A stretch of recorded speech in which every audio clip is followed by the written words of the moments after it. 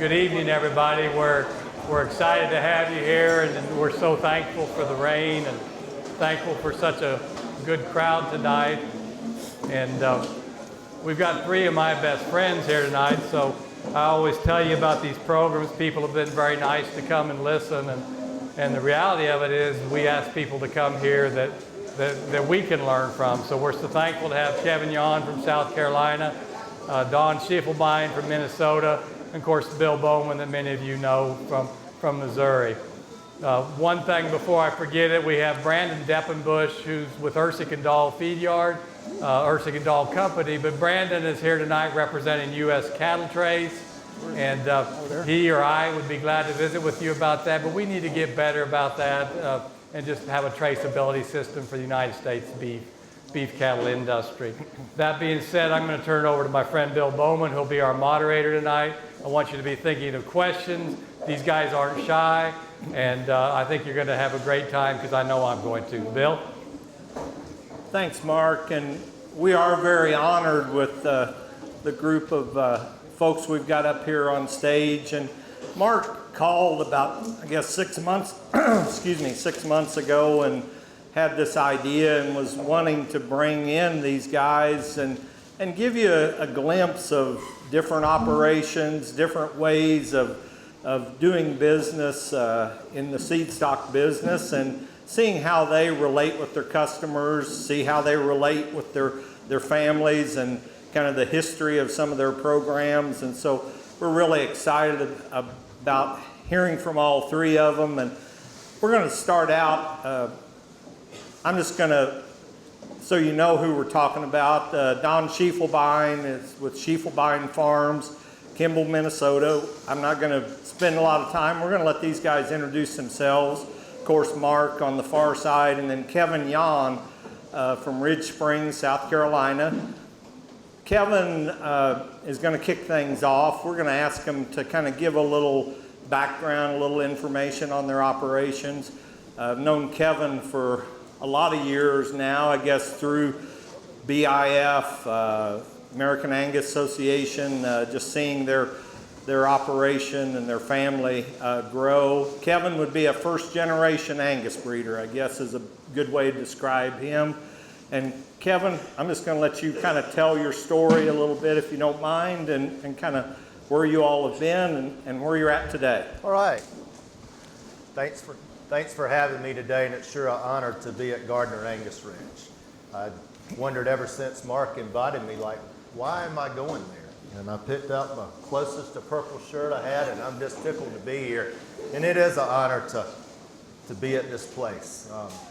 You folks might think that, quite frankly, you might take the Gardiner family for granted sometimes, but from someone, a small first-generation breeder from Ridge Springs, South Carolina, that my wife and I 30 years ago had nothing but our bootstraps, this family has been truly a mentor and support for our family. And not only have they supported my family, but they've supported families just like you, but they've done it all across the country. And they've done it for people that we've never bought a live animal from Gardiner Angus Ranch. We bought lots of semen, but we've never bought the first bull or the first female. And they've always been so supportive and such encouragers to us, and they've been mentors. And one of the best things about what they've done is, and Mark didn't ask me to say this, and this is why I'm just honored to be here, but they've not just told us how to treat people, they've showed us how to treat people. And I met many of you as Gardiner customers, that's why you're here. It's because they treat you in the way that they would like, in the way that you would like to be treated. And to me, that's a great testimony to American agriculture. It's not just good for here in the Southwest, it's good for everybody across the country. So thank you to the Gardiners for what they've meant to the Angus business and American agriculture, and for truly being pioneers. Mark, I can remember years ago, and Mr. Henry and Nan took a liking to my family for some reason. I never figured out why, but they did. And we were at the National Angus meeting in Louisville, Kentucky, and back then there wasn't a lot of educational talks, but Bill or Dr. Sally might have been talking about something important, and I was sitting right by Mr. Henry. Miss Nan, I was here, Mr. Henry was here, Miss Nan was over there. And it had to have been an interesting talk, but I got sleepy. And I was just fighting that thing. And Mr. Henry every once in a while would tap my leg. And I would wake up, and it's something I really wanted to hear. I just was sleeping. It was Sally talking. Yeah, must have been Dr. Sally. It had to have been good, but at the end of that, he said, "Son, I think you might ought to go to bed earlier tonight." But anyway, it's an honor. My family we're a bit unique. We're first generation Angus producers in a little town in South Carolina. My dad is a son of a cotton sharecropper. My grandfather farmed all his life and never owned the first acre of land. And to do this, to raise cattle, to be in agriculture is a dream come true for me, and I feel very blessed that I get to wake up and do that every day. And the best thing that happened to me is I met a young lady that shared the same dream. Her family did have a farm, and a cattle farm with a nice cattle background, and we chose to kind of go our own way. We managed Angus operation for 8 years that dispersed, and we thought our life had come to the end, that someone had the audacity to pull the plug on what we'd worked for, but it was the greatest thing, and we just went out on our own and started in '96 with 100 owned acres with 100 cows, and we were able to rent some land with a pickup truck and 3 children less than the age of 5. And to me, that's a real, not that our family was successful, but to me, it's to get to live the American dream, that any of you, and many of you have a much better story than that can do it. And today, and we think of corporate agriculture, it's still families, just like the Gardiners and the Shiefelbeins and all of you folks that are still in control of the beef cattle business. And to me, that's such a neat thing. Anyway, my wife and I, we've done the Angus thing, and we've been able to grow our operation over the years. Had 3 children, 2 boys and a girl. We tried our best to run them off. We worked the heck out of them. And lo and behold, every single one of them came back. So very gratifying when you get to work with family. Yes, it comes with challenges, but our 2 sons and daughter are back, and we just welcomed our 7th grandchild there. So although I'm first generation, already we're the 3rd generation. But thank you again for having us, Mark. Look forward to visiting. Great. Thanks, Kevin. Don Schiefelbein, I've known Don a long time as well. He came up through the breed association world after he got out of college. You always told me how much you loved that lifestyle, Don, all the time. But Don is in a unique family operation, and I'm going to let him tell about it, but Don's been a great servant to the industry. Should have mentioned Kevin had served as president of the American Angus Association, as has Don been president of the American Angus Association, president of the National Cattlemen's Beef Association, really on top of one another.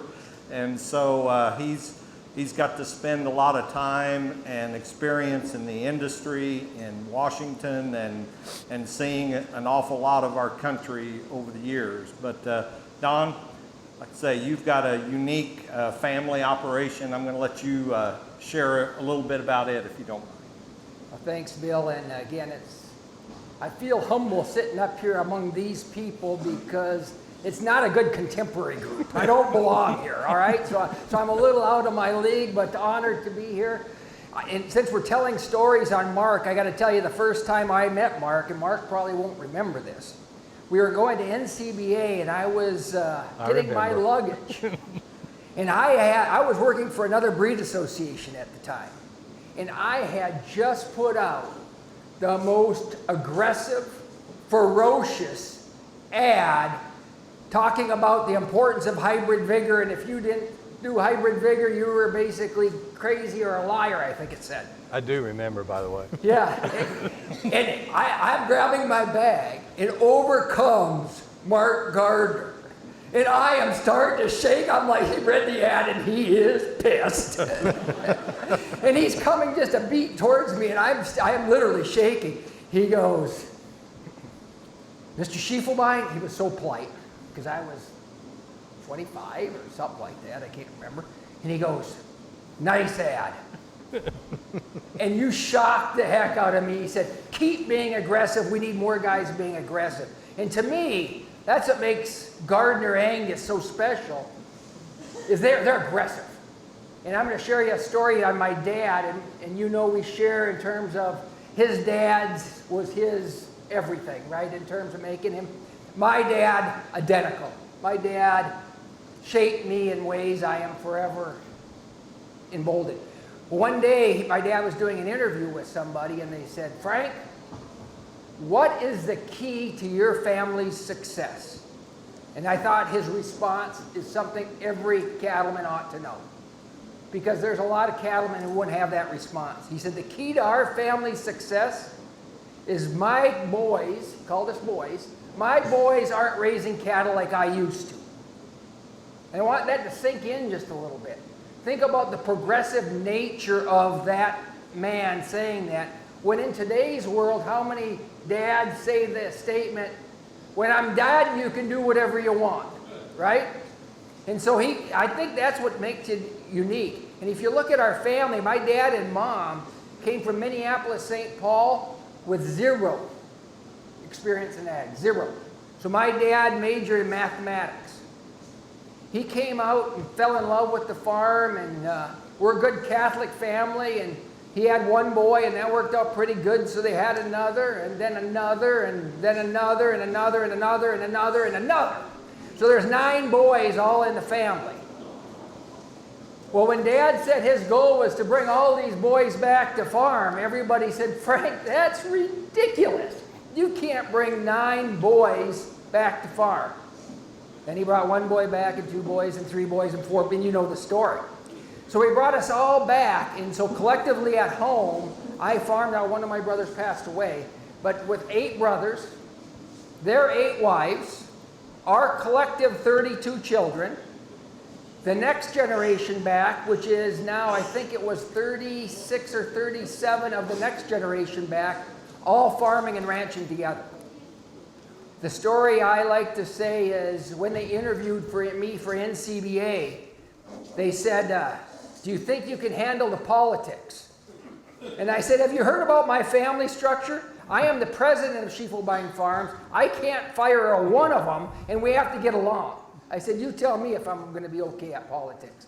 So that's our family story. We raise Angus and a few Sim-Angus. We also farm. We probably do something a little different, is we not only sell bulls, but we buy back the calves out of those bulls and feed them. So very much like the Gardiner family, we have a pretty strong information link to the pack.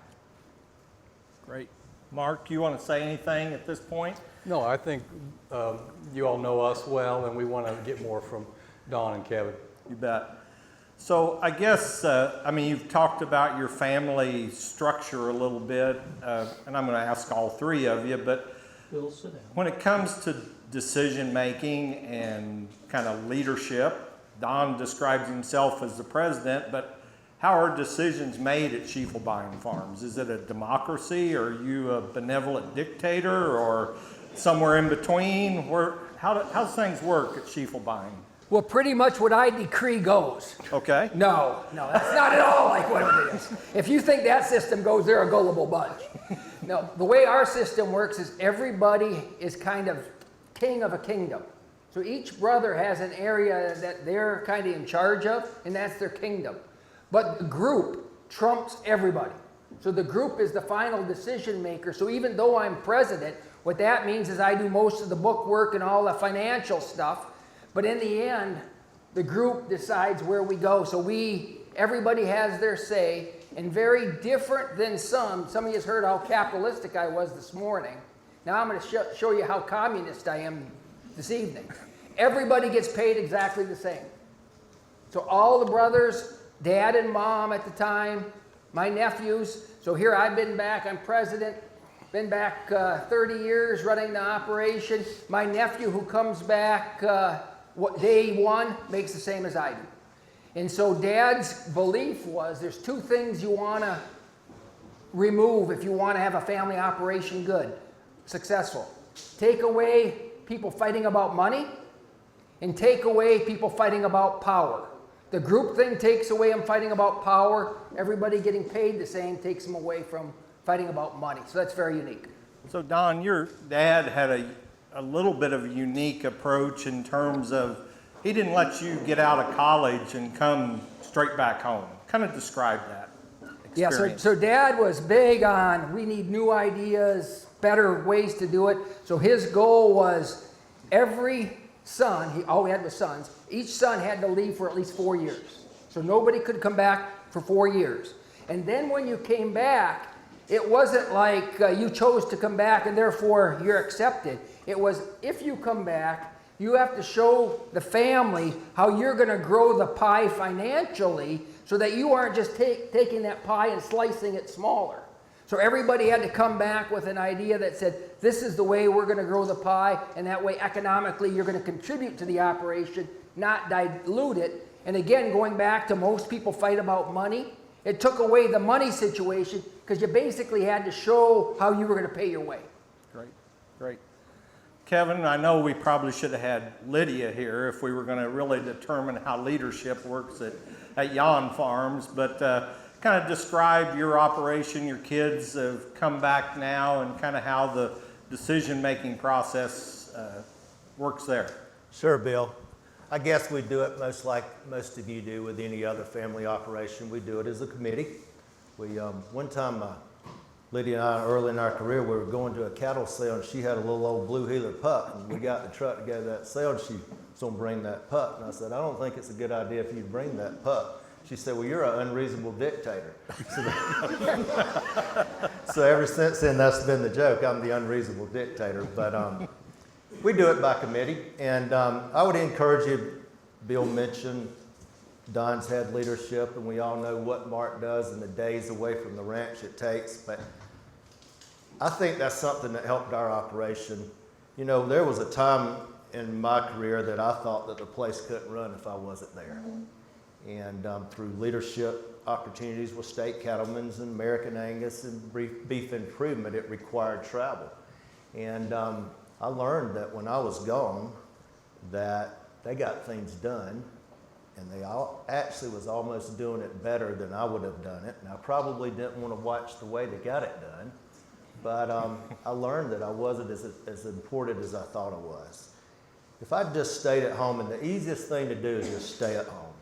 The older I get, I like staying at home. That's easy. It wasn't easy for you to come here. It's never easy to leave home. But I think we've got to leave home, especially when we have the younger generation, to give them responsibility, to give them just enough rope that they'll make a few mistakes. And I think we'll quickly learn that they'll do it better than we. And how gratifying is it as a parent or a grandparent that you see your children doing most everything better than you did it, whether it's parenting or being a better spouse or doing things better on the farm or ranch.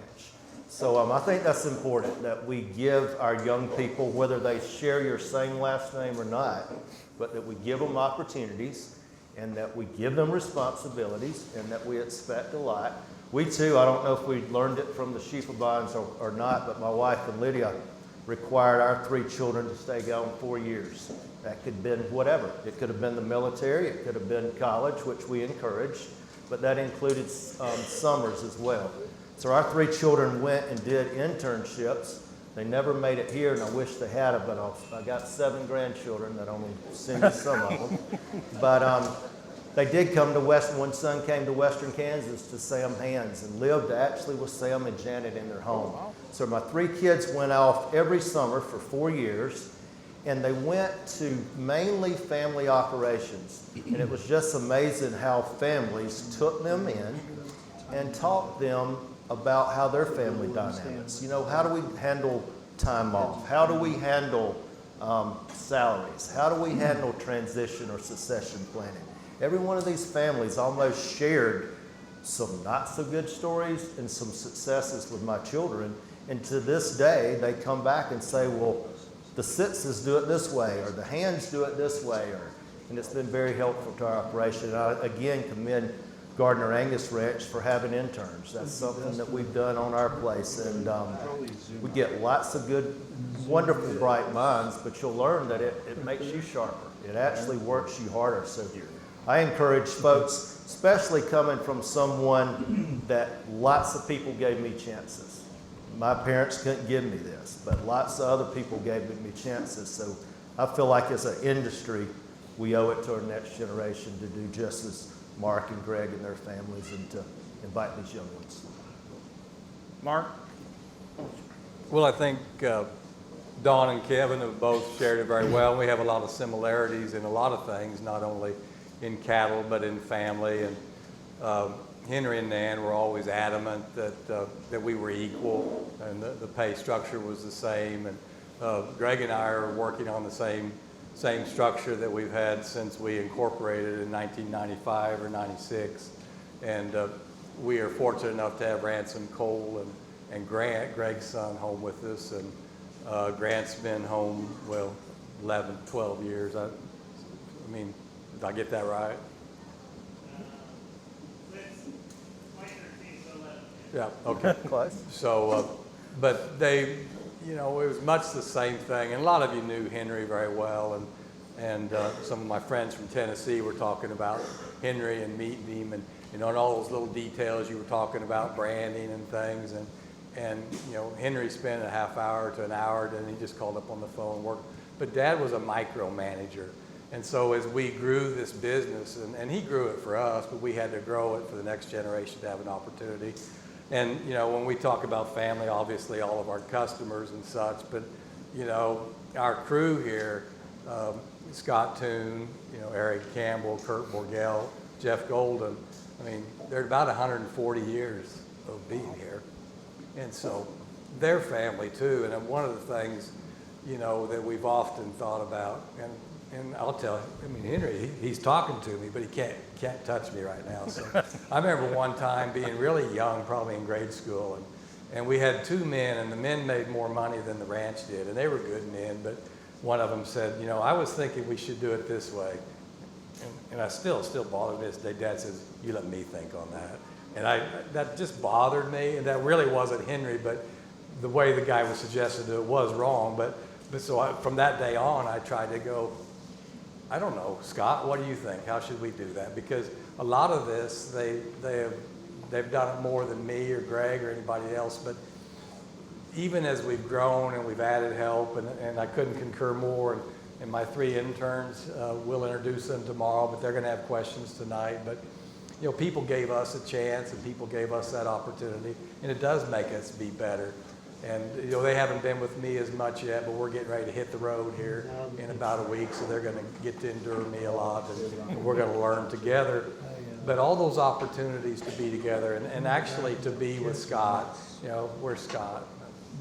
There he is. Okay, I couldn't see you behind him. But there's hardly an intern for the last dozen years that just doesn't start laughing when you say Scott, because he invests in them. And all these things that we do, how we go about it. And, we'd probably be a little different. I was supposed to leave for a year when I graduated college and actually go work for a horse operation in Idaho. And I hurt my hand, and I was really going to be the head stall cleaner.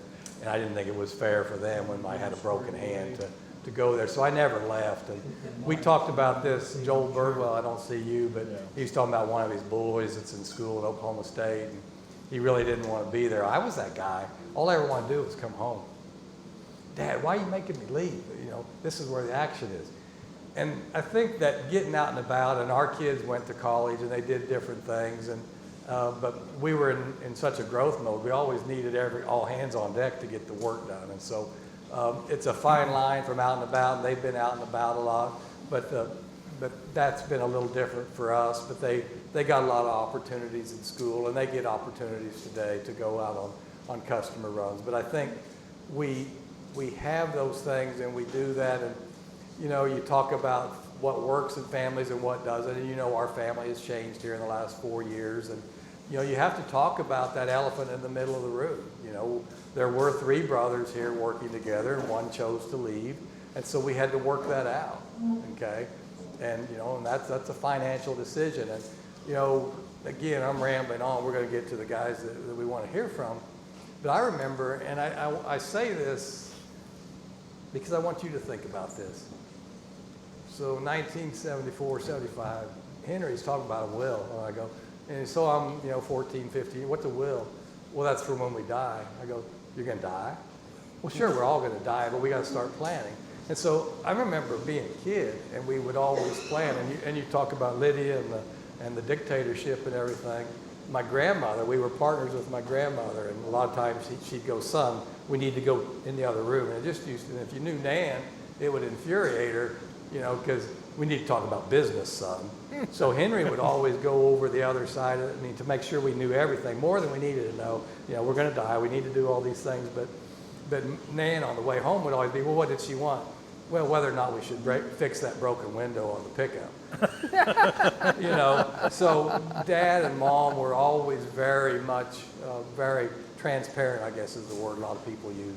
So we need to know these finances and how we go about doing it. And we were a loose family partnership, and we incorporated in the mid-90s, and we did various things. So to get long story short, no plan is good until you have to implement it. And that succession plan and Henry and Nan's plan, their goal at the end of their life was that they didn't really have assets anymore. That plan worked very well. When Garth chose to leave, that put some financial stress, and we had some opportunities to work with our partners at the Stockholm State Bank and Kimball K. But we got through that with the planning. And so my point is, no plan, you don't know how good it is until you have to use it. But I think you have to talk about it. We all have come from families like, well, we're just not going to talk about that. Well, you talk about the uncomfortable things. And we're no different than the other families, and they often say, how y'all get along? And well, we don't, okay? But at the end of the day, Henry's rules are, we're not going to make it if we don't figure it out and ultimately get along.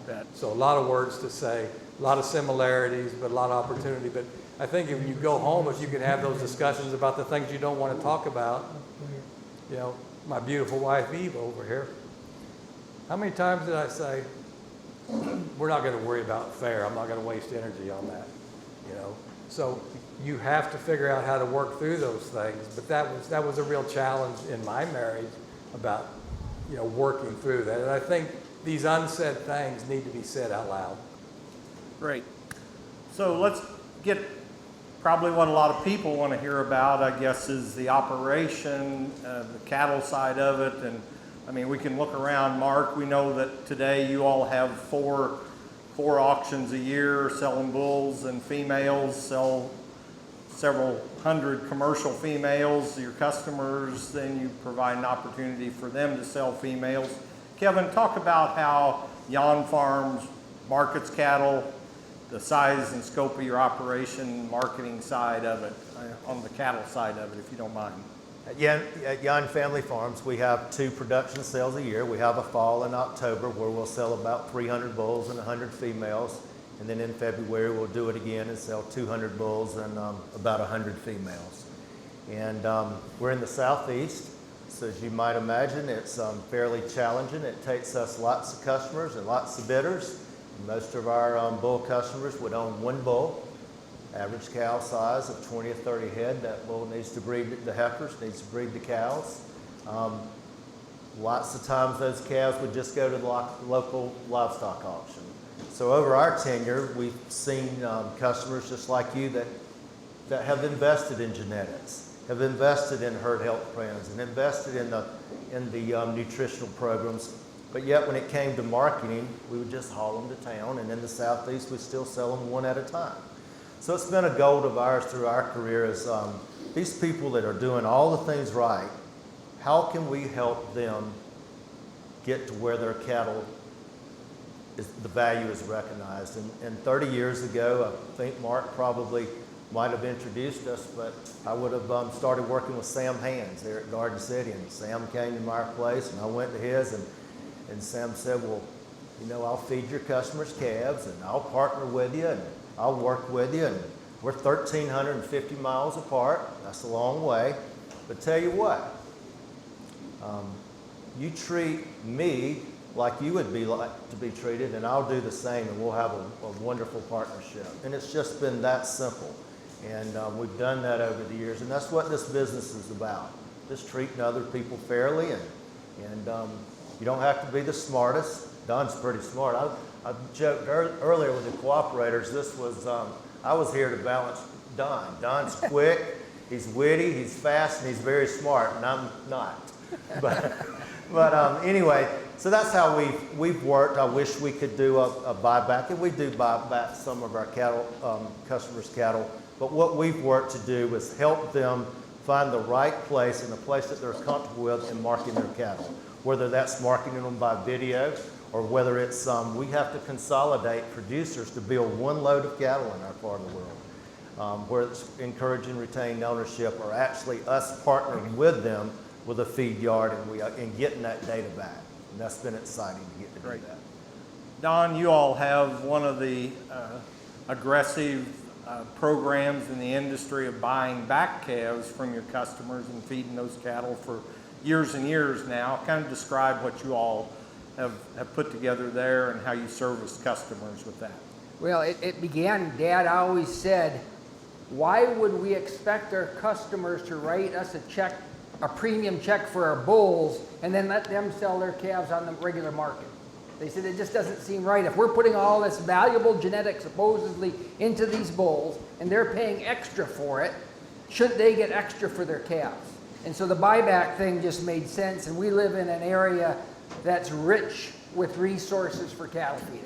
Okay, our basis, we're talking about basis for corn, our basis in our area is 50 cents under for corn. Okay, we buy lots of byproducts like wet beet pulp. You know what we're buying wet beet pulp for? And it's about 80% the value of corn.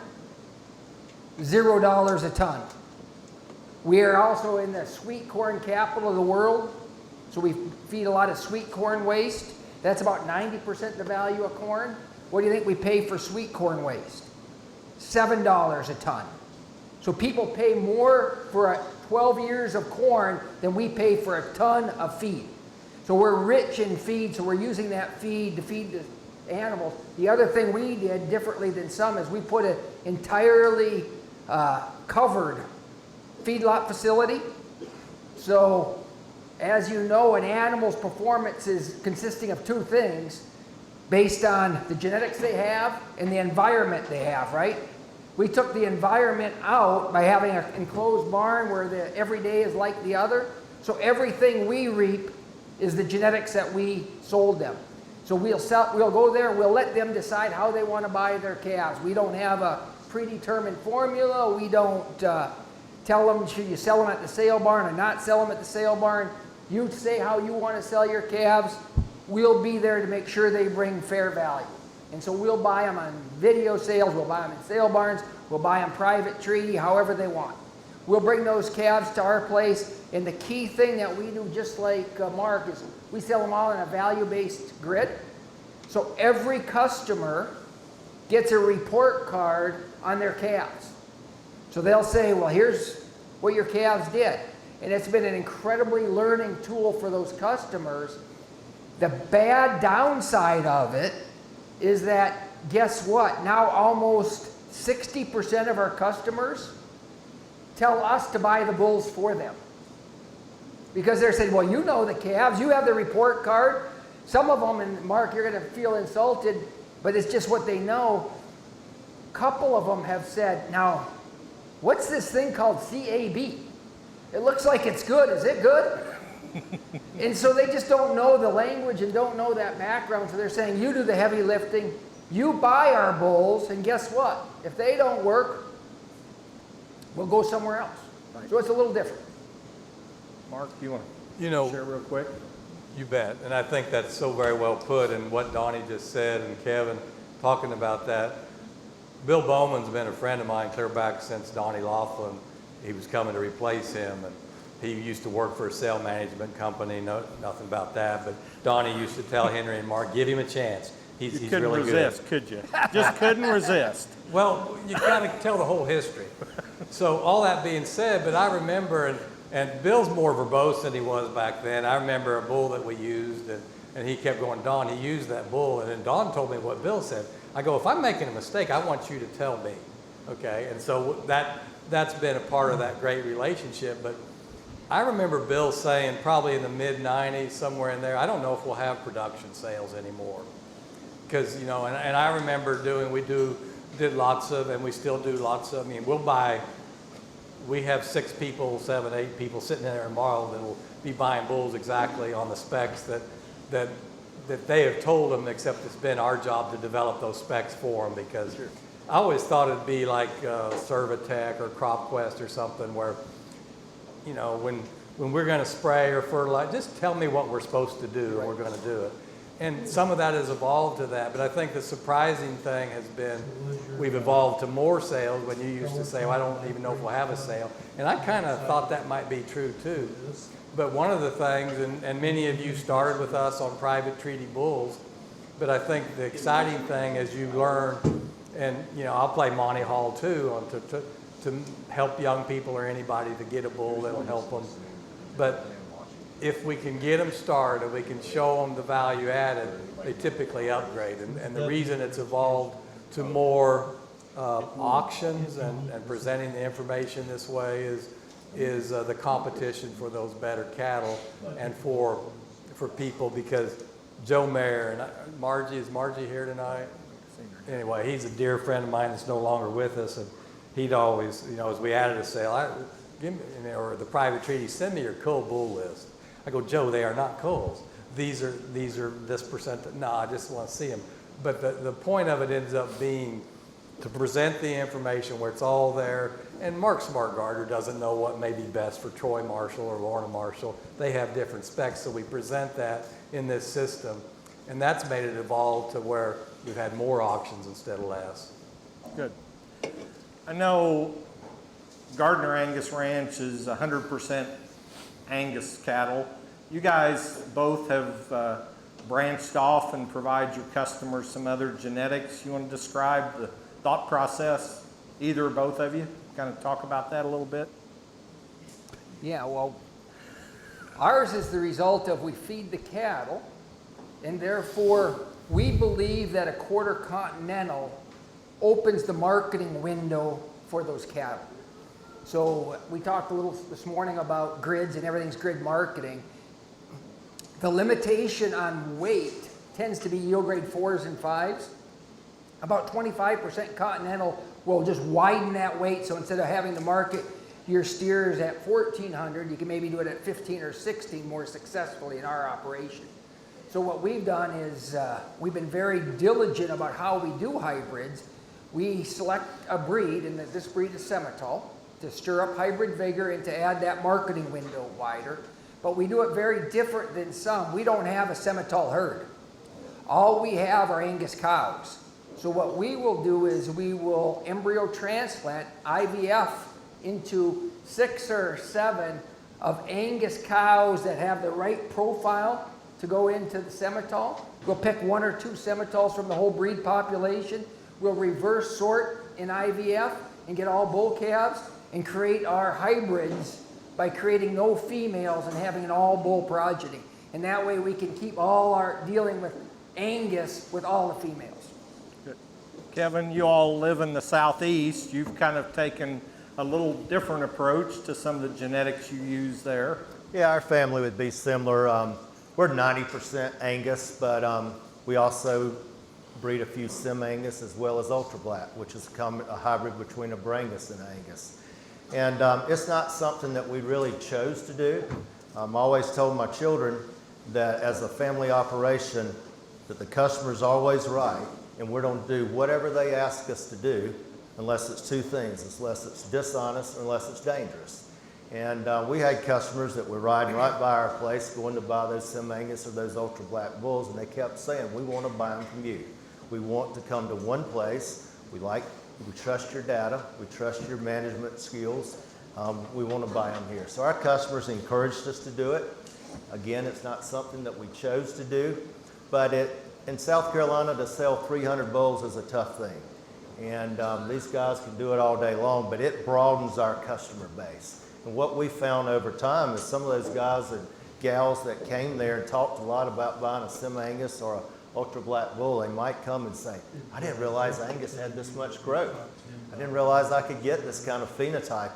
And you know, it's given us a firsthand, a lot of my Angus buddies, the purists, give me a hard time, and Don too, they gave us, but you know, we breed them, and we've never bought a Simmental bull, we've never bought a Simmental cow. We just took those good Angus cows through artificial insemination, and we mated them and made these composites. And not only have we taken that Angus cow and used Simmental, we've made with AI, we've taken her and mated her to Hereford, Charolais, Gelby, and others. And that Angus cow is so resilient that she can take those breeds and improve them and do the things. So anyway, it's our customers, and what we found is we've seen firsthand that these Angus cattle, through our variant gene pool, if you want Angus cattle to grow, you can go out in these pens and you'll find Angus cattle that will grow with the very best continentals out there, and also give you the end product merit and the maternal abilities that maybe they can't. So we've seen firsthand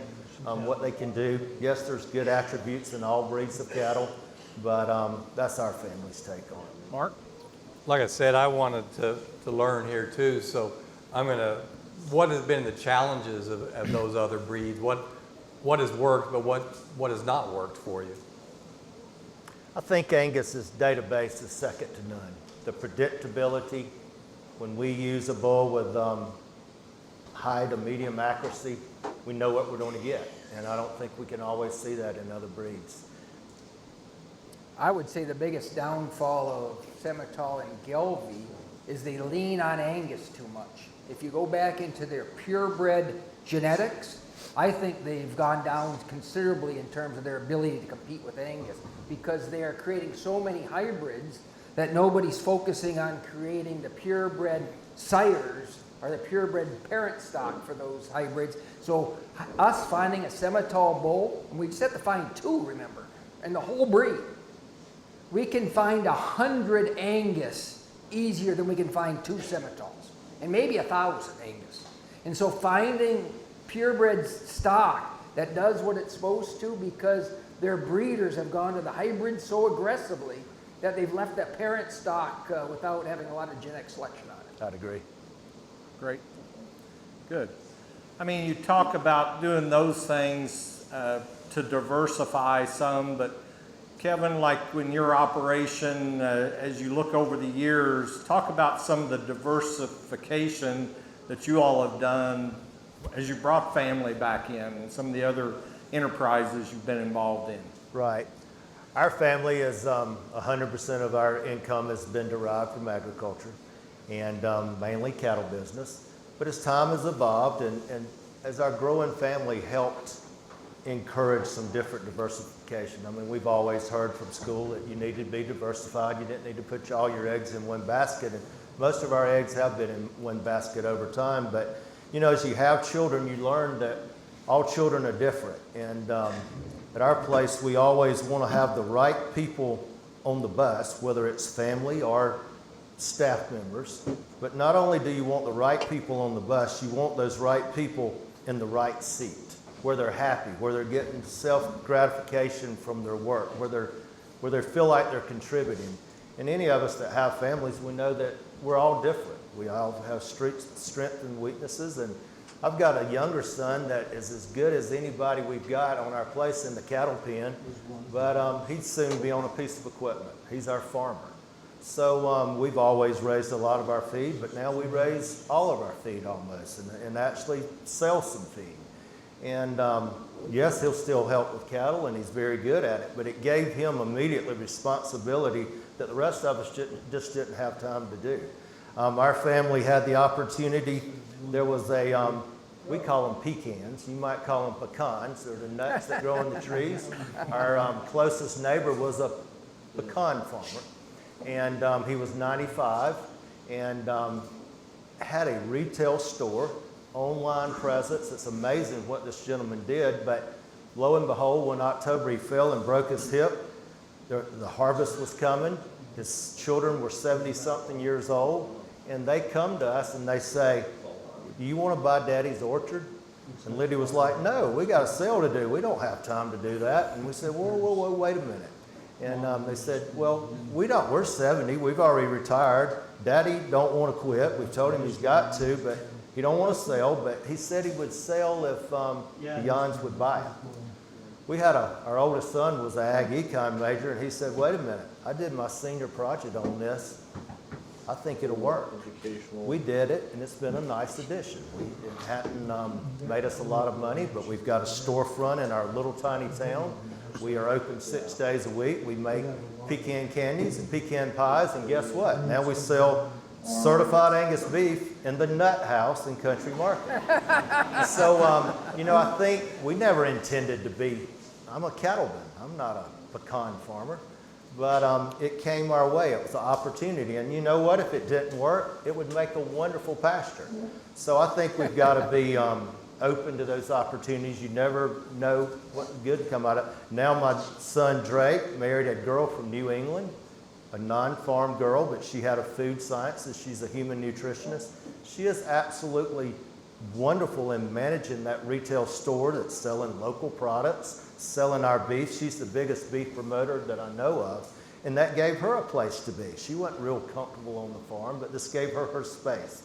So I think in families, and again, our family don't always have to have the same last name. So I think as we give opportunities, let's find places where people can shine and where they can do really well. Great. Don, you have any examples at Shiefelbein of things that Big Frank wouldn't have ever thought about doing at Shiefelbein Farms when he kind of got it started? No, we're a little different in that we believe you feed the machine that creates the profit. So anything that feeds the machine that creates the profit, we get into. So if it, and our main profit, seed stock. So if something, cattle feeding, feeds that machine that helps us be more successful, we feed the machine. And that's kind of been what we've done over the years, is we just want to keep feeding the machine that makes us the most money. The other thing we do, maybe a little more unique than some, is we have no hired help. So everybody is a family member, and we really don't hire anybody for anything.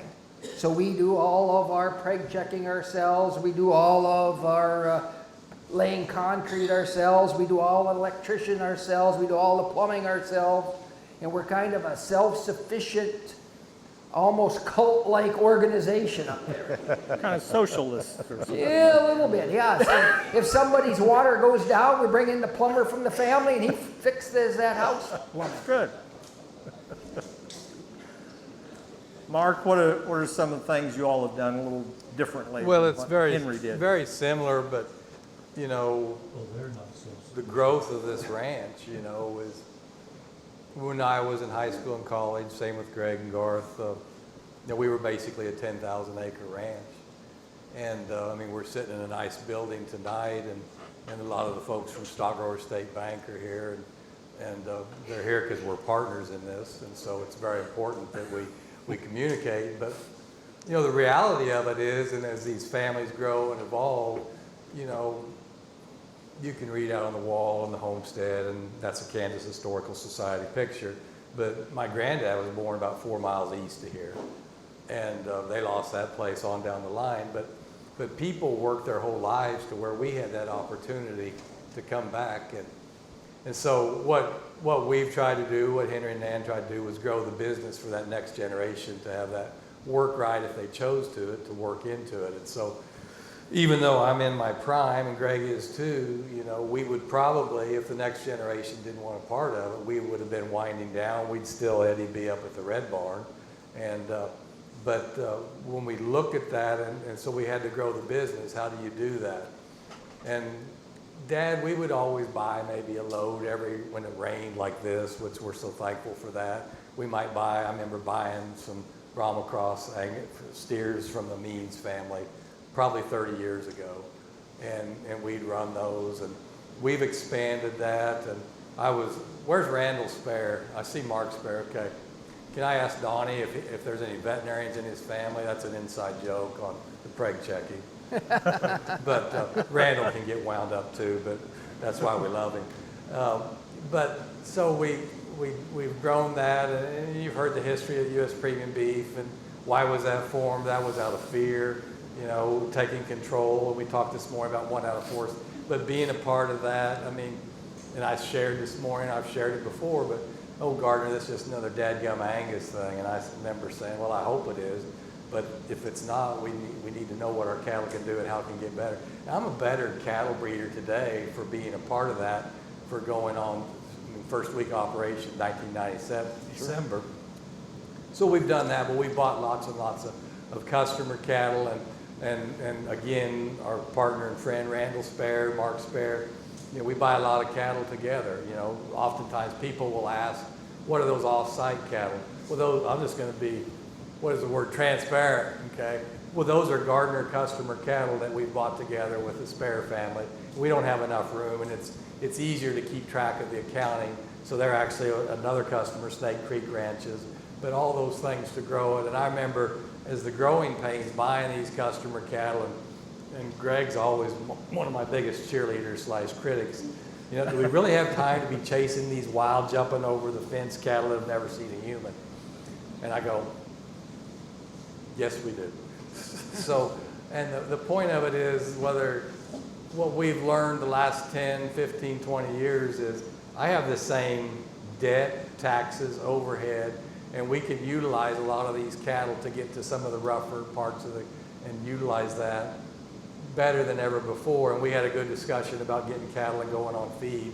But we buy lots of 500 and 600 pound calves, but they don't get to go to Shaw Feed Yard or Triangle H until they get to be about 1,000 pounds, unless it's really dry. So all that and probably just facilitating, and I'm getting too wordy, I'm not as concise as them, but you know, really my main job on a daily basis is helping all of you and solving those problems. But I think back to Henry being the micromanager, us being the macro managers, one of the things we did, Ransom, Cole, and Grant, starting back when we first, you know, they were still in high school, Greg and I told them we started a small spring breeding herd, and we said, we know how to do this, and we're good at it, but you're not going to learn unless they've been in charge of that, and they've pretty much been in charge of synchronizing and breeding, and we still help, but they pretty well, with the help of all the rest of our crew, handle that. So Dad wasn't real good out of getting out of the way on some of these things, and we were patient about that,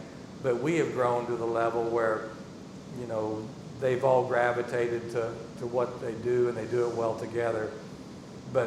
And Randall and I talk about this a lot, you know, and my friend Julie over there, she says, I've learned the art of the pause. Donnie told me I was bridleless and out of control. So some things never change, so we're having fun. But, you know, standing back and letting them, you know, make that mistake. How many of you know the movie Jeremiah Johnson? Okay. You know, and when Will Greer and, you know, and he says didn't put enough dirt on it, seen it right away. Well, what he was saying was, you know, Robert Redford, who was Jeremiah Johnson, they were trying to stay warm in the mountains. You know, there's a lot of these things that we probably knew could have been better if they'd done it, but now that they've learned that themselves, they're better than we ever were. So giving them that responsibility and actually Donnie or Kevin said it very well. You know, I didn't think they could do it without me. My friend Bill Beal used to say, oh, nobody but you. You're the micromanager. Nobody but Mark Gardiner can do it. And so, you know, I've taught him that I can give out responsibility and say, what do you think? So, but those are the things, very similar to them, but very similar to all of you. Good. Don, give us your perspective on the cattle industry, what you see in the future, how you think things are going to be moving forward. I'm not going to ask you about your governor or anything. I'll trade him for your governor. Know what you think about him. Yeah. Yeah, our governor isn't well received in the agricultural world in Minnesota. But the beef outlook is incredible. I never dreamed, and again, we talked about this morning. I grew up in the 80s, and those of you who grew up through the 80s have a scar from the 80s, right? It was an awful period. You saw beef demand just keep shifting down and down and down, and we were able to change beef demand. And beef demand right now is as good as it's ever been. And so, given where supplies are and given where beef demand is, the outlook is as good as it's ever been in the history of the beef industry. So we're excited about what the future looks like. I think if you want to be correct, I think there's a lot of people who are still sore from other cattle cycles, that this cattle cycle expansion isn't going to be as quick as it used to be. And the other thing that's going to prohibit it from coming quicker is the investment of dollars to buy a cow ain't what it used to be, right? I mean, you're looking at just cow price and retaining ownership in those cows is just too many dollars, that they're probably, the expansion's going to be much, much slower than it has been historically. Kevin, got anything to add? Yeah, I think we can't help but be optimistic with where we're at, and I think we ought to celebrate where we are. You know, when we talked about it this morning, when my wife and I went out on our own, it was in '96. Things didn't look very good in '96. Our industry, of all the segments, there was about 32 bucks at every segment of our industry. We all were fighting for a little piece of that. That's not sustainable for our industry. And we've seen times, and even today, where and sometimes it gets disproportional, we know that, but most every segment is making money in our industry, and that's very healthy. And over the last cycle, the cow-calf producer has really got rewarded, and that was almost unheard of in the 80s and the 90s. So I'm very optimistic. Beef demand is great. They love our product. They want to buy our product. Our product is expensive compared to other proteins. They still like our product. And they don't like it just because, they like it because it tastes good. It brings them enjoyment. They celebrate with our product. And in past recessions, our product has proved to be fairly recession-proof. I hope that can continue. I think we have to be aware of, we don't ever want to push it off the plate, but people have told us, shown us that they will buy our product. You know, it's easy to stand here and say we're optimistic, but it's, you know, what do? We see a family like the Gardiners, and I bet many of you that have, in our family, we've expanded. We have taken on, we've had the opportunity to grow our farm just one piece at a time, and then about 3 or 4 years ago, a big piece was dropped on us. And you know, we went to our children, said, this is a 30-year note. This is a 30-year decision. Lydia and I wouldn't have stopped, but our children were interested. We said, it's your decision. What do you want to do? And they said, we're going forward. So we're, from land, from being able to expand, we're fairly highly leveraged, and we're dependent on this business to be good to make each and every payment. Great. Mark, you think we ought to see if there's some questions? You bet. I mean, I would add one little thing to that is that I think we're living in the greatest time in history. And I think that, again, another Henryism is, we got to work hard and we got to work smart, but you better work really hard. And I think with the volatility that we have today, we have to look at things a little bit. Hard work isn't enough. And so let's open it up to questions. Anybody have a question?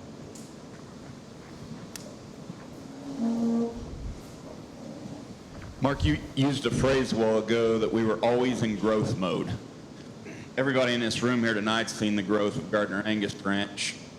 Kevin, a first-generation Angus breeder, selling 500 bulls a year, obvious growth. You bring 9 brothers back to the farm, a lot of growth. I'm curious if you guys could share with us what created growth mode for you, how you saw growth mode coming, how you cash flow growth mode, just as much as you can elaborate on growth mode, because people get to the size of your operations with the success of it that you guys have had, and sometimes growth mode gets kind of dazed over a little bit, right? But there was a lot to the phrase growth mode. So you're looking at me to go first? Yeah. Anybody who wants to? Well, I think when we look at growth mode, and we're actually trying to just plateau right now and get better at what we do, but it's a little bit like Kevin's and some of the really big growth that we did 12 years ago. You know, we leased it for that, and I remember when we had the opportunity to close on that place, telling Mom, she said, that really scares me. And I said, Mom, I'm really more scared not to do it than I am to do it, because if the next generation is going to have a chance, then if we lose this lease, we're going to have to give up 60% of our production. And so I don't see Kendall K right now. I know there he is. okay? And we're kind of familiar with those 30-year notes too. And so it's not overnight. And, you know, like I say, excuse me, I'm in my prime and everything, but, and, you know, I think you have to be smart about it. And with the help of your partnership, whether it's your veterinarian and your wife or your lending institution, you know, I tell kids, and I'll tell you, if you're not talking to your lending institution and your wife and, you know, your veterinarian on an almost daily basis, which one of my veterinarians is my wife, so that works out well. But that communication, how are we going to do this? And you all have this same network. I don't make a decision, you know. You see a lot of our network running around here. What do you think about this? How do we do that? You know, I mean, we've bought more cattle this year. I mean, cattle cost twice as much, or interest costs twice as much, and cattle almost cost twice as much.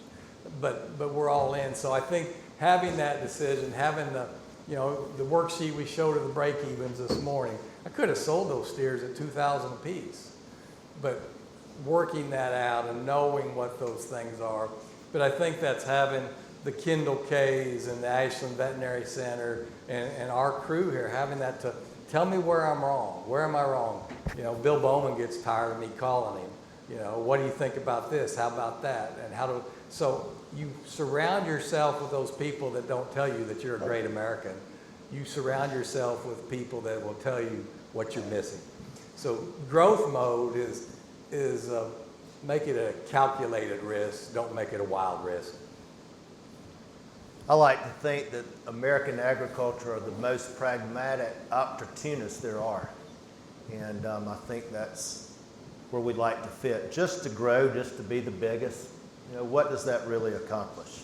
To grow, that you allow your operation to sustain other families that are teammates, to allow your family, if they so choose, to come back. I thought, what a travesty for Lydia and I to work this hard, and if one of their 3 children chose to come back, and we've had commercial producers that had to do this. A child comes back and said, you know, they've gone off to school, I'd like to come home. And what if we had to say, sorry, there's not room, there's not enough income. So I think to grow just to grow is not good, but if you've got the interest to grow your operation, you know, the more people that come back, the bigger the pie had to be.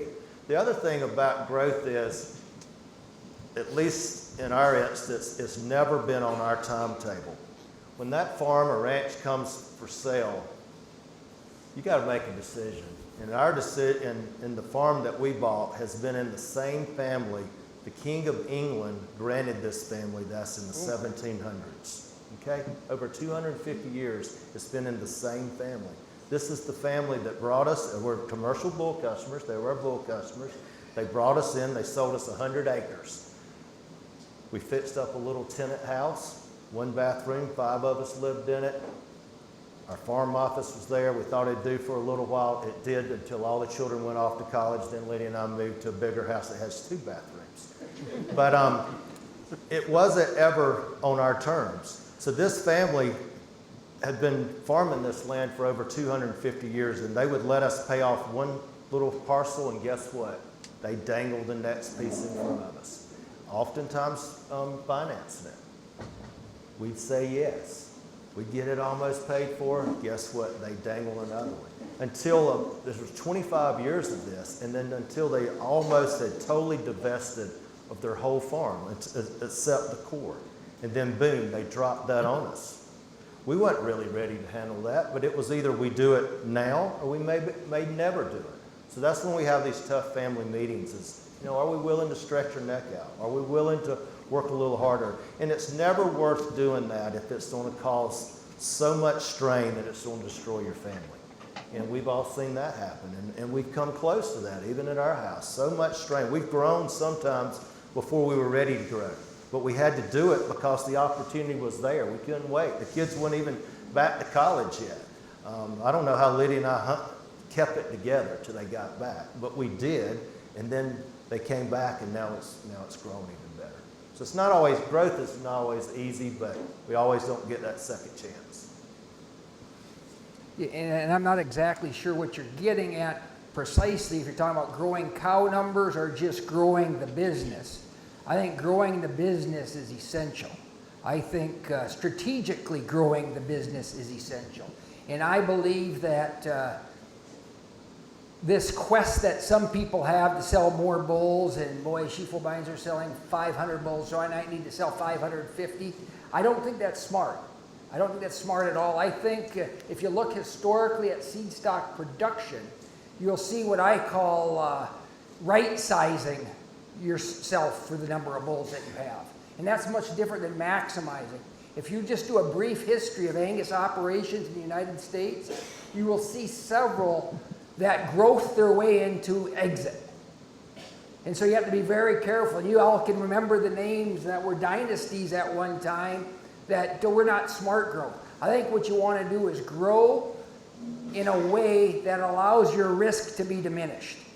And that's the key. If you could invest in our case, whether it's cattle feeding or owning land for the resources like you're saying, that is strategic, that helps lower the risk of raising those bulls well, then you can begin to expand the bulls. But don't expand the bulls before you have the management around to feed it. And I would argue, and I know there's a lot of smart guys, and in fact, when I came out of college, I don't know if you remember this, Mark, is there was this big poo-hoo that you grow in the cattle industry, but you don't want to own land. And that's what they were teaching, and the professor was saying hey, land was too expensive. I think that is not a smart move. I think if you want to lower your risk, you own your biggest risk resource. So you buy land that others say that maybe you shouldn't. And if you want to grow wealth, not money, but you want to grow wealth, you own land. And land will eventually come back in droves. So we do it strategically.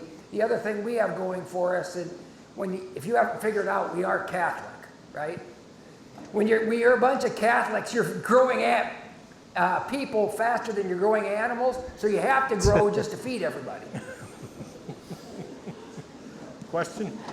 Troy? I really respect what you all have done from a business standpoint, more so with what you've done raising your families and the legacy you've all created. You mentioned you're optimistic about the industry and all the innovations you've done in the past. I guess my question is, looking out 5 to 10 years, what would be the major difference do you see for Shiefelbein Farms, John, and Gardiner Angus?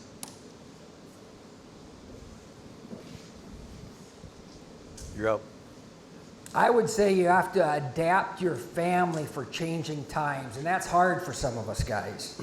If you look at the family structure, and we were talking about this just driving over here, when we got into the business, it was 24 hours a day, you did whatever you had to. If you look at the newest generation, and I'm not criticizing them, they're probably smarter than we are. They don't work to live, they live to, or the opposite. They basically work to live, right? They don't live to work like some of us did. And to me, adjusting our mindset around how you make those people happy and successful and pleased to be working at the operation, while at the same time getting everything done, is a huge challenge. Because I never dreamed we would have as many of my nephews babysitting as we do at the operation. Now, I get tongue lashed all the time because I guess it's not babysitting when it's your own child. But from where I came from, I would never have dreamt about bringing my child along, doing a lot of the stuff that slows them down. But it's their new way of life because their wife has other things that they're doing and they're living life, and adjusting to that new paradigm, I think is a big one. Are you tolerant of that and good at letting them do that, or do you offer commentary? I've gotten better. And it's tough. It is absolutely tough. I know some of you have living through what I'm talking about. It's tough when you put everything into it, and you came through the 80s, right? And you're just glad to have $5, right? And we got a nephew that'll run into the Quick Mart and buy his breakfast before he comes, all at $15 an item or whatever they are at the Quick Mart. And we're like, can't you just cook eggs like the rest of us? So it's tough. Go ahead, Mark. Well, I think Donnie said it very well, but it's adapting and being aware of these things. And, you know, my crew, especially the younger crew out here, they get tired of me saying, Greg and I, this is not our deal, you know. And as we do that transition, and, you know, many of you have seen Henry through the years, and then me. Well, I was Henry's blue healer, but as we transition and you know, the next generation, they're going to have to make those decisions, and we have those discussions and those meetings, but how do we adapt to that? How do we, and those lifestyles, I mean, the lifestyles that we had, we didn't know any different. I mean, I remember Christmas Eve one time when we had just got done breeding heifers up at Dad's house at the Red Barn. And somebody, and it wasn't Greg and it wasn't Garth, so it must have been Mark, left the gate open. This was Christmas Eve, and we had all these heifers going down the road, and you know, and Dad gave me a constructive discussion about how we could have done that better. But, you know, but I think that adapting and macro versus micro and how we do that, it's always, you know, we joked this morning about all these things spinning in our head. But Troy, I think what we have to do is, you know, react to what's out there, you know. I mean, I've got guys that want to buy $2,500 bulls just like the rest of us here, seed stock guys. I'm going, I can't do that. A steer is worth $3,000, you know. So just always being aware and being involved and being a part of that. And so I think that transition for all of us is giving him that responsibility. And I don't know if I do a good job or not, but I always, what do you think? How would you do this? How can we do that? But I think being aware, being all in, being tolerant, realizing that we're all different. You know, I won't look at her because she'll smile at me, but fair is not always going to be equal, you know. So don't waste it. I mean, let's work together and figure that out. So I think the honest answer, Troy, is we don't know, but we're going to keep thinking about it and watching and adapting to it. Troy, I'm not sure we know either, but I think it's been said we've got to be willing to be nimble. We've got to be willing to pivot. We've got to be willing to adapt. Mark has mentioned it a couple of times, and we've talked about those that have gone on before us, and now we're kind of in our prime. Like I see many of you with a little bit of gray hair, and you know, if you think about it, oftentimes it's those of us that are in our prime that sometimes are the obstacle. You know, sometimes we have a tough time to let go or to let change happen, and I think it's imperative that, and I see a lot of these ladies shaking their heads. Yeah, I think sometimes actually we might be the obstacle, and I don't want to be that person. I want to be the person that can adapt, and it's about a balance of life. Just by nature, we're a hard-working group, and we're a tough group, and we get up by pulling up our bootstraps, and we're not good at asking for help, but there's always someone that can do it better. And I think we've got to be willing to adapt, and that's what makes it, you know, that's why we're here. You know, I'll go home and learn 10 times more than I'll ever leave you, but we're never done learning. And that when we can come together in deals like this and say, hey, I think I'll go try that. Any other questions? William. Can you take him down? No. You tried? No. This is William Jicks from Louisiana State University. They're asking me if I could take you down, and I'm like, I wouldn't even try. Way. He's a former wrestler his whole life. It's on, William. It's on.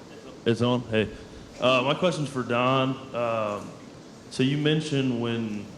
He's a wrestler too, William, if you want to know. So you all get together after a while. He's hiding the muscle under the hoodie, huh? Just don't ask what my record was.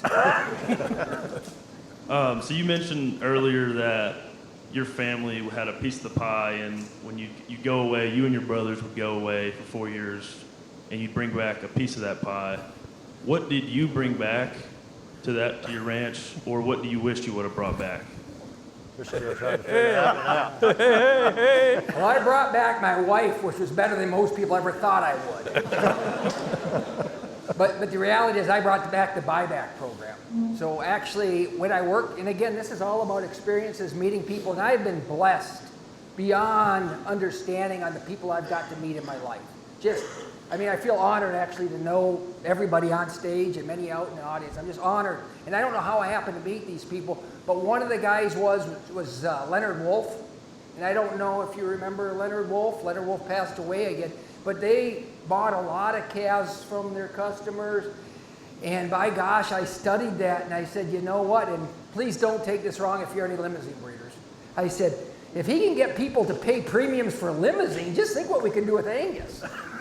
And that was actually my mindset that I was living on. And I said, was that while you were still working at Limousine that you came up with that concept? Yes, I actually was. Okay. I actually started feeding cattle while I was at Limousine, so I had to start it. And in our particular example, I had to actually fund it too. So the farm thought, my dad said, feeding cattle?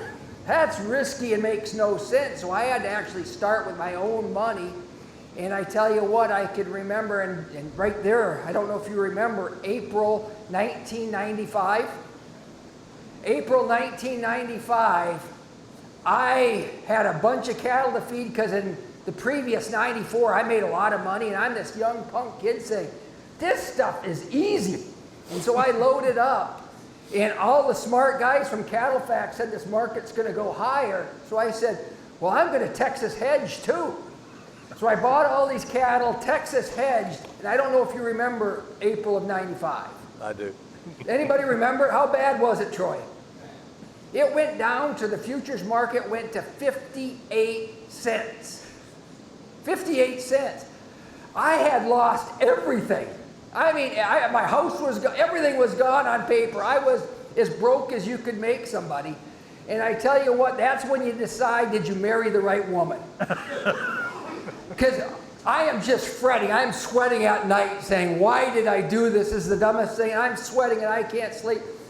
And I poke Jennifer and I go, and I figured I had to confess, right? She had no idea. And I said, Jennifer, we are Texas hedged. The market's at 58 cents. We've lost everything. You know what her response was? She turns over and goes, oh, honey, we started with nothing and went back the other way, went to sleep. I kid you not. And so that gave me, everybody says in the cattle feeding deal, the reason I tell that story is you have to be at that point and understand how vicious it can be to manage it well enough for success long term. If you are just getting into cattle feeding because you think it looks cool and you said, hey, look at Shiefelbein made it happen, live through that experience first and then you figure out how to manage the risk associated with it. But I think, William, one of the things to remember with that is you never forgot. No. I mean, and those learning experiences, and Kelly Giles, there you are. Remember our little cattle feeding deal and U.S. premium beef? We were gung-ho and those packers were getting us. And you know, we had the old system of Henry and the cattle feeding club. We'd buy a pen and sell a pen every month. And my beautiful wife over here again, Eve, I keep talking about it. I remember, you know, the first week of operation is 97 and we were levering up and we have the right and the obligation to deliver one fed animal to our packing plant. So long story short, very similar in the bedroom, a lot of those things happen is like, and Eva never says very much. She goes, do you think we could quit feeding cattle? And we learned from that. We never forgot and we got better and rebooted. But those lessons were priceless, but they're hard. So that skin in the game is how we all learn those things so well. And you either survive and get better or you don't. And before we move on, I do have to do a call out to Troy Marshall. So I went over to Troy. I went over to CattleFax, all the way to CattleFax. My whole life was on the line. Troy was working at CattleFax at that time. And I said, Troy, I got to puke all these futures. I said, it's going to cost me everything, but I can't stand another margin call. I mean, I have to puke them. Troy goes, don't do it. I think the market's going to bounce up. And I listened to him. And the market went up, what, $10 over like a 2-day period? It just went. And I got all my money back, my house back. My wife never knew any different, but I got everything all back without losing a penny.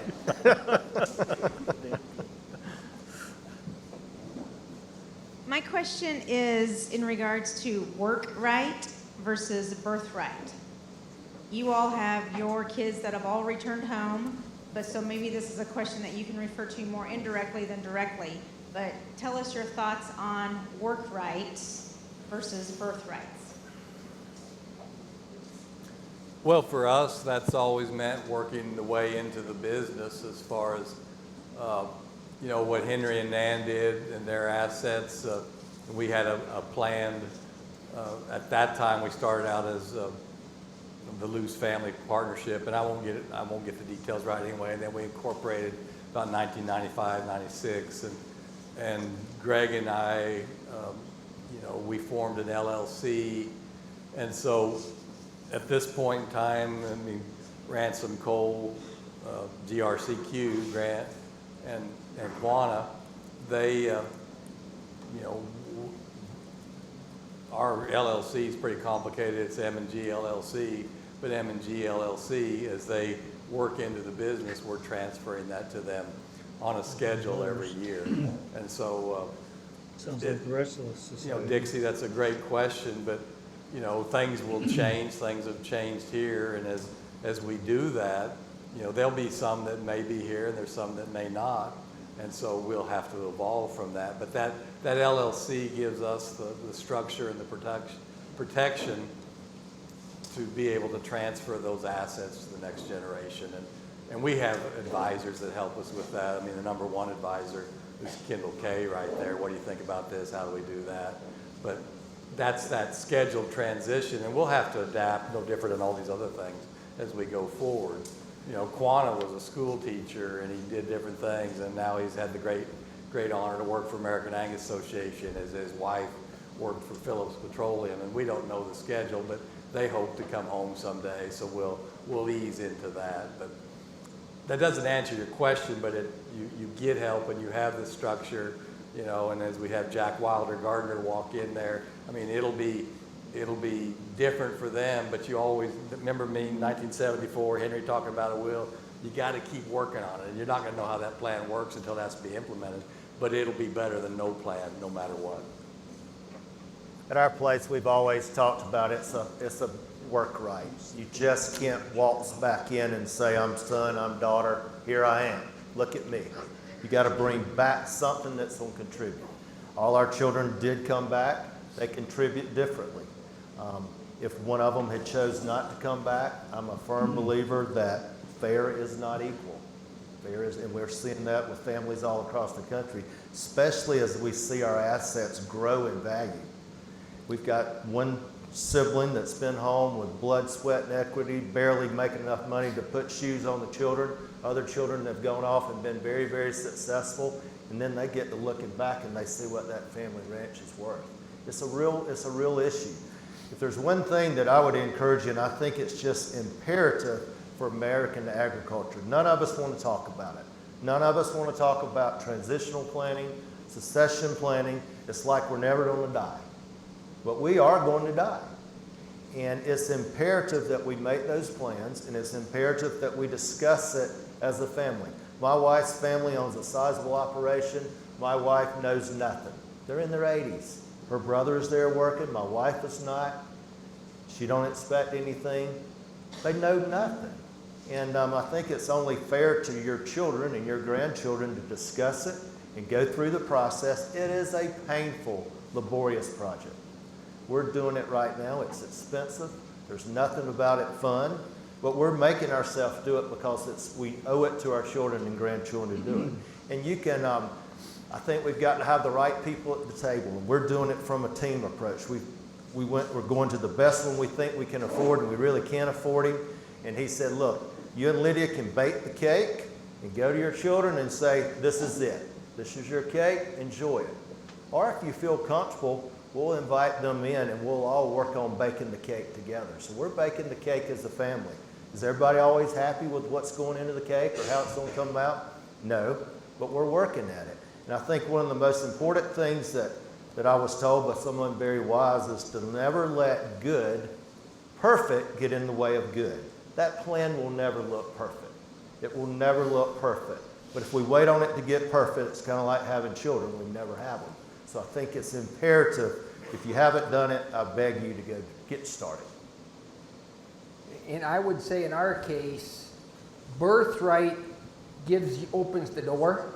So we don't open it to anybody. You have to have the right name, and you have to be a family member to get the opportunity. But work right seals the deal.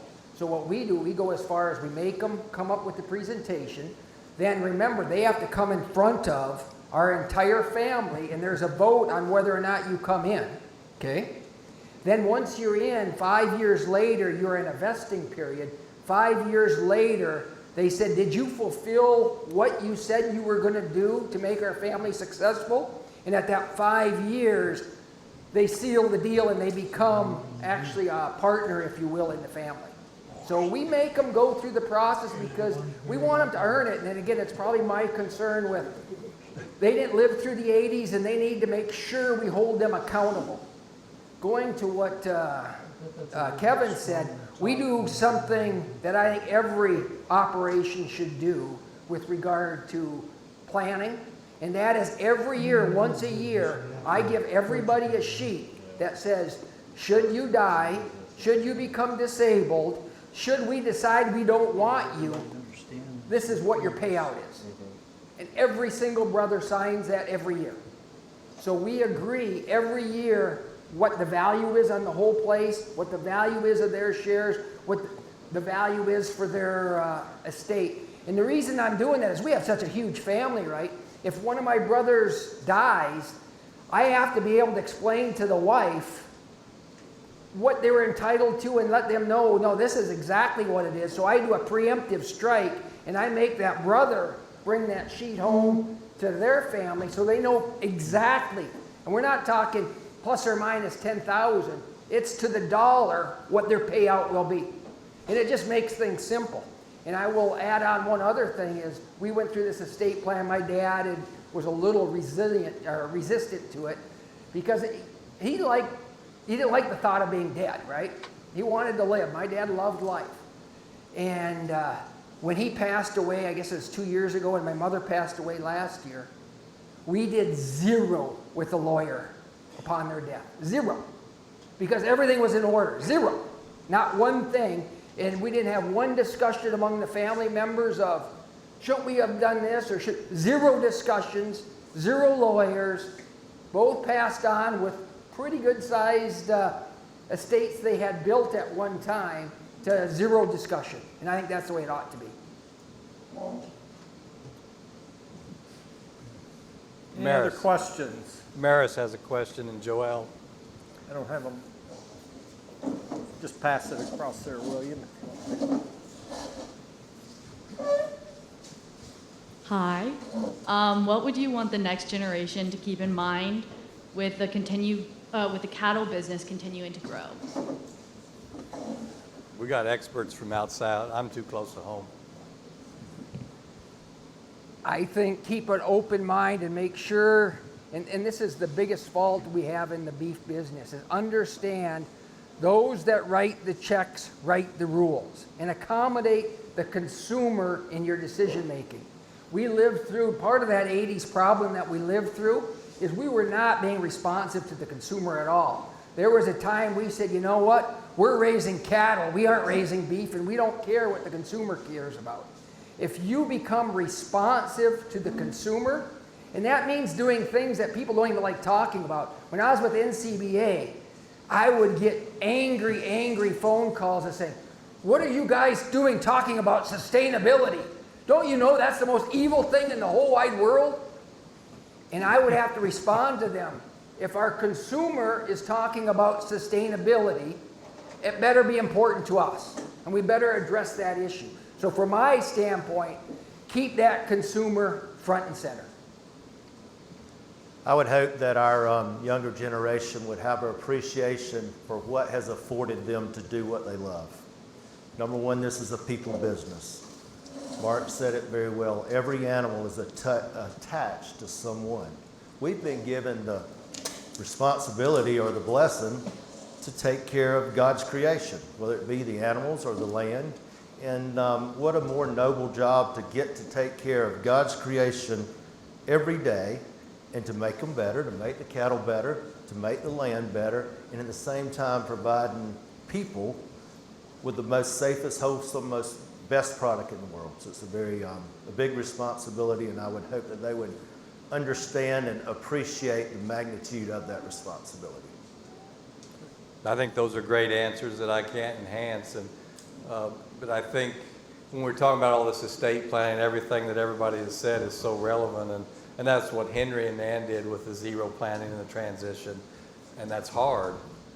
But I think when we think about what about that next generation that doesn't want to come back, Maris, I'll tell you, there's going to be some non-traditional, and some of us may not have children or may not have that operation. So American agriculture is going to have to adapt to that and how we go about that. And it won't be the same and never be the same as it used to be.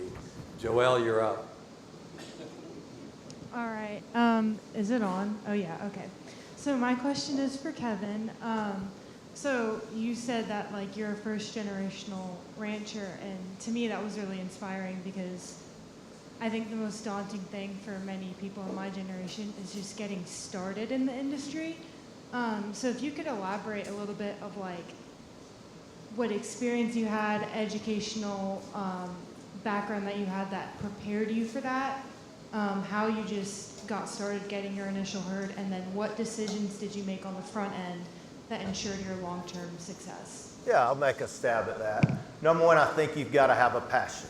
You got to have the want to. You got to have the grit in your belly.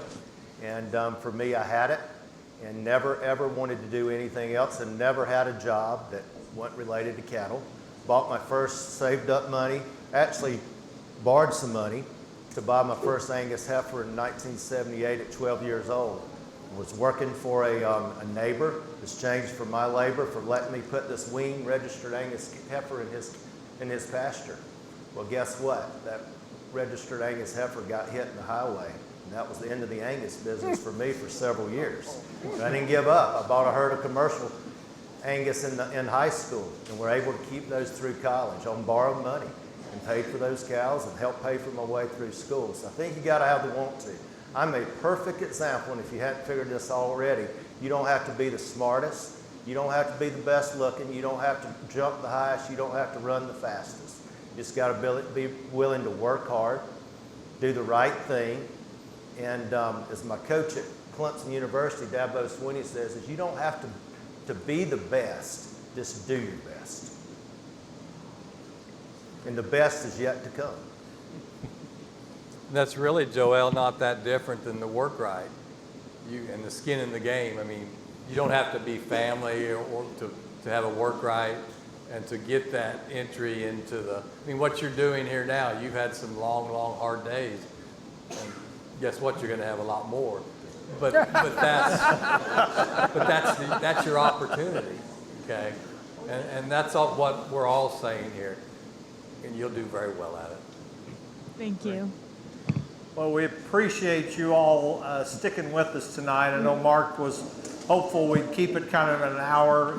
It's been too good to not keep going, and we could keep going a lot longer, I know. But we really appreciate Kevin and Donnie taking time out of their operations and their busy schedules to come and be with us for this event. And hopefully you all can take something that's useful to your operations, and these guys will be around if you have individual questions for them or anything. They'd be happy to chat with you as well. But let's give them a round of applause.